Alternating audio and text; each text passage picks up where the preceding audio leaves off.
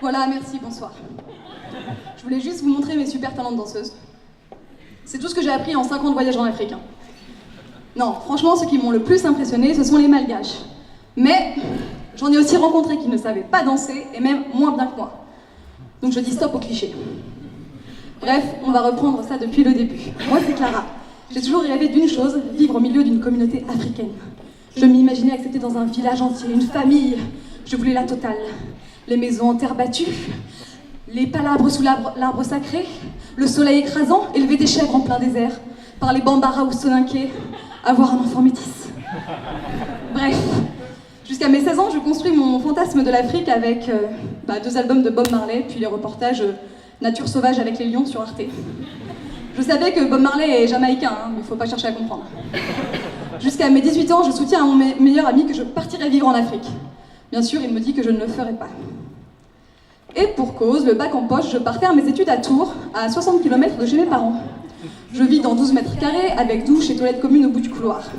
Je rentre laver mon linge le week-end et manger une bonne blanquette de veau. Bref, pour les grands espaces et l'exotisme, c'est pas encore ça. Enfin si, pour l'exotisme, je me fais quand même des nouilles chinoises 1 fois ou 2 par semaine. Bon, j'ai la chance de faire mon premier voyage au Cameroun pour mes 20 ans. Ah ouais, donc là il est 17h et le soleil se couche d'un coup. Ok, un peu déprimant. Je m'habitue à la chauve-souris dans ma chambre, je l'appelle même Martha. Par contre, franchement, les araignées et les rats, je peux pas. Et puis j'aime pas le manioc, j'aime pas les plantains. Bref, je suis pas trop prête à élever des chèvres en plein désert. Bon bah c'est pas grave, je suis sûre qu'il y a aussi plein d'autres trucs à voir en Afrique. Ok, je me lance, je fais un master en politique, spécialité Afrique. Depuis, j'ai voyagé en Tanzanie, au Kenya, à Madagascar, en Côte d'Ivoire et au Ghana. Bref, je l'ai fait. Et j'ai vraiment kiffé tous ces pays, donc ce soir, je voudrais vous raconter pas mal de choses que j'ai à partager. Et la toute première chose que j'ai apprise, restez modeste. T'es là, t'es à Madagascar, tu prends des photos, trop mignon les enfants à l'école, trop chou. Et là, gros fuck. Bon bah c'est pas grave, je m'intégrerai une autre fois. Je vous rassure, je me suis quand même fait quelques potes. Je vais vous présenter tout de suite mon pote Dauphin. J'ai travaillé 3 mois avec lui à Madagascar. Et oui, il s'appelle vraiment Dauphin. J'ai aussi rencontré Tirlet, Dominique de Villepin et Jeanne d'Arc. Oui, Tirlet, on finit par s'habituer. Moi, ça m'a fascinée, franchement, parce que j'adore les jeux de mots, les noms, tout ça, j'ai trouvé ça génial. Maintenant, je vais vous proposer de passer au niveau au-dessus.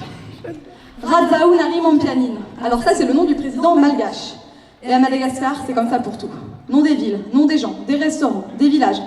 Franchement, c'est un enfer. Ça, c'est Antananarivo, c'est le nom de la capitale, ça se prononce comme ça, ça s'écrit Antananarivo, ça se prononce Tananarive, mais pour les intimes, on dit Tana. Et ouais. En Tanzanie et au Kenya, c'est autre chose, on parle le Swahili. Et en fait, vous savez tous dire 2 mots de Swahili, on sait dire lion et ami. Lion, c'est Simba, et ami, c'est Rafiki.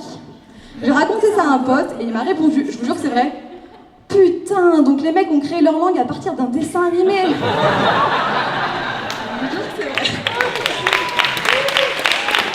Donc, là j'étais en voiture avec des potes, 7 bons gros touristes, on était en vacances à Zanzibar et en Tanzanie. On voit un flic au loin, et ça y est, on se dit ça y est, c'est bon, c'est pour notre pomme, il va nous demander du fric. Et bah pas du tout. Il s'est arrêté, il a contrôlé nos visas, et il se met à nous chanter Hakuna Matata, tranquillou. Donc voilà, la Tanzanie c'est des pots de vin, mais pas seulement. Alors on papote, mais je voudrais vous raconter 2-3 autres trucs. Ça, c'est la plus grande basilique du monde, c'est la basilique Notre-Dame de la Paix en Côte d'Ivoire. Et en fait, c'est une reproduction de la basilique Saint-Pierre au Vatican. La seule différence, c'est qu'il y a des caïmans en haut là-bas à droite, et qu'ils ont bouffé leur dresseur en 2012. C'est la seule différence. Donc, voilà. Alors moi, niveau confort, j'ai travaillé 3 mois à Madagascar, j'ai plutôt été habituée à ça. 1 heure sans électricité tous les jours. Puis j'ai commencé à aller dans des grands hôtels avec mon travail. La première fois au Ghana, j'ai cru qu'il n'y avait pas d'électricité. En fait, j'avais juste pas mis la carte dans l'interrupteur. Et j'ai découvert un autre truc, j'ai appelé ça le mystère du PQ. Alors, tous les jours, dans ma salle de bain, 2 nouveaux rouleaux de PQ. Et tous les jours, ils étaient pliés en petits origamis tout mignons. Je disais, mais qui? Comment? Pourquoi? Eh bien, figurez-vous que le pliage du papier a un nom. Ça s'appelle le toilegami. Et ça sert en fait à montrer que le service de nettoyage est bien passé. Et ça sert aussi à détourner votre attention des saletés éventuelles. Les fourbes. Alors, donc on passe vraiment de zéro confort à un service de luxe pour soi. Donc en fait, il y a vraiment des grosses inégalités, mais encore une fois, il faut nuancer parce qu'il y a vraiment une émergence de classe moyenne. On peut voir des salles de sport ultra modernes ou des gens qui vont à la plage le week-end ou en vacances. Et on peut aussi voir des supermarchés comme ici, et c'est pas une photo prise aux États-Unis. Alors moi, j'ai rencontré des gens de cette classe moyenne et j'ai voulu savoir ce qu'ils feraient s'ils venaient en Europe. Beaucoup m'ont répondu aller au McDo et à Monaco. Le McDo parce qu'il y a les pubs à la télé, mais pas dans tous les pays. Et Monaco, ça représente le foot, les paysages, la richesse. Donc pour eux, la France, c'est des frites et Monaco. En gros, c'est les tuches. Conclusion, je les voyais éleveurs de chèvres en plein désert, ils me voient mangeuse de frites à Monaco, sans rancune. Tout est bien plus complexe. L'Afrique, c'est aussi l'art de s'habiller et le sens du style.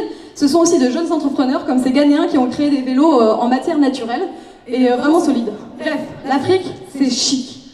Donc, pour moi, pour conclure, je voudrais vous dire, n'hésitez pas à y aller, parce que pour finir, l'Afrique, ce n'est pas un pays, c'est un continent. Donc, on peut faire la différence entre les pays un peu chauds et les pays où ça passe. Il y a une astuce, ça s'appelle le vol direct.